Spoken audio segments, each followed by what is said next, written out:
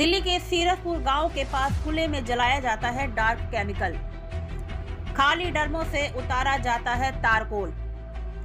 बेजुबान जीव जंतु, कुत्ते, गाय आदि आवारा पशुओं की जान के साथ हो रहा खिलवाड़। आसपास के पेड़ पौधों का रंग भी हुआ काला। रात के अंधेरे में लगाई जाती है यहां पर आग। दिल्ली के मुख्यमंत्री व उप मुख्यमंत्री को सर्दी में लगाई गई हाथ तापने की आग तो दिखाई देती है, लेकिन इतना बड़ा काला धुआं दिखाई नहीं देता। हो सकता है रात के अंधेरे में अधिकारियों को दिखाई नहीं दे रहा, लेकिन आसपास के गांव के लोग जब इस मामले की लिखित में शिकायत दे चुके हैं, फिर भी उन्हें दिखाई नहीं दे रहा। इससे साफ जाहिर होता है कि दिल्ली सरकार के अधिकारी जानबूझकर आंख बंद किए हैं।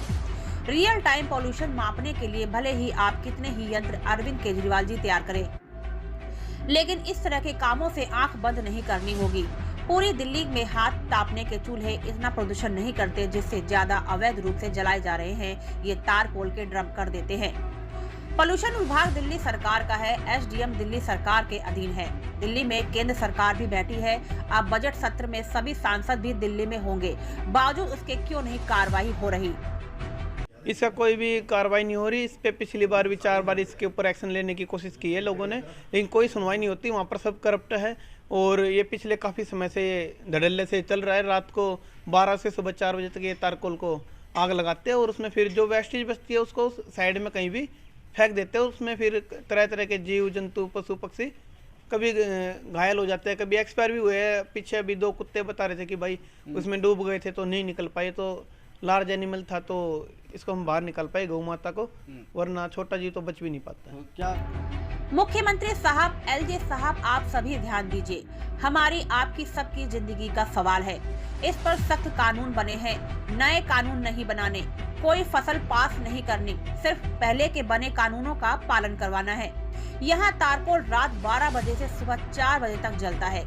आवारा जीव जंतु इस तारकोल के शिकार हो रहे हैं। जिस गोदाम में ये अवैध काम किया जाता है, उसके ही पास में खाली मैदान में तारकोल भर जाता है, जिससे अक्सर जीव जंतु धंस जाते हैं। स्थानीय निवासियों का दावा है कि कई जीव जंतुओं की इस कोल में धंसने से मौत भी हो चुकी है, जो बाहर नहीं निकल पाए। इस बार दोबारा से एक गाय इस तारकोल में फंस गई, जिसे निकालने में रेस्क्यू टीम को करीब 5 घंटे लगे। गाय की हालत अभी भी खराब है, क्योंकि गाय के पूरे शरीर पर तारकोल चिपक गया है। उस तारकोल को अब गर्म करके उतारा नहीं जा सकता, क्योंकि गाय का शरीर जल जाएगा। अब इस तारकोल को पेट्रोल आदि के द्वारा बिल्कुल धीरे धीरे उतारा जा रहा है और गाय की हालत गंभीर हुई है। स्थानीय निवासियों ने बताया कि इसकी कई बार शिकायत करने के बावजूद भी कोई कार्रवाई नहीं हुई। देखिए, जो भी हानिकारक कार्य हैं वो जनमानस के लिए हो या पशु पक्षी के लिए हो, वो अवैध तो है ही और गलत तो है ही है। ऐसा क्यों हो?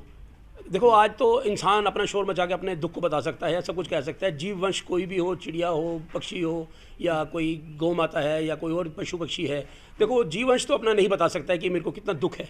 अभी एक गौ माता में आज इस गौशाला में आया हूँ, गोवंश हरिधाम में आया हूँ, और ये मनु भैया जो चला रहे हैं वो सेवा कार्य कर रहे हैं अपना। वो जब वो इस दुख को देखते हैं तो मन दुखी तो होता ही है। आज इनके जन्मदिन पर मैं यहाँ आया हूँ तो मैंने देखा ये गाय जो हमारी गौ माता है इस दुख में है। देखो, ये तारकोल कोई अच्छी चीज़ थोड़ी है। इस गोवंश के जो शरीर पे लगी हुई है, अगर हमारे इंसान के शरीर पे हो तो खा जाएगी उसको। इसी तरह से मैं पुनः प्रार्थना करता हूँ परमात्मा से कि इस मन्नू को इतनी हिम्मत दे, इतना हौसला दे कि वो इस जीव वंशों की जो सेवा कर रहा है उसको कंटिन्यू कर सके, लगातार कर सके। आप देखिए ना, जो ये आज सेवा हो रही है, ये सेवा को चलते चलते भी इतना समय हो चुका है, उसके बावजूद भी जो ये गोवंश है पूरी तरह आराम से नहीं है। हम बात कर रहे हैं बादली विधानसभा क्षेत्र के अंतर्गत सीरसपुर गांव की। सीरसपुर गांव से एक रास्ता हाईवे पर गुरुद्वारे की तरफ आता है।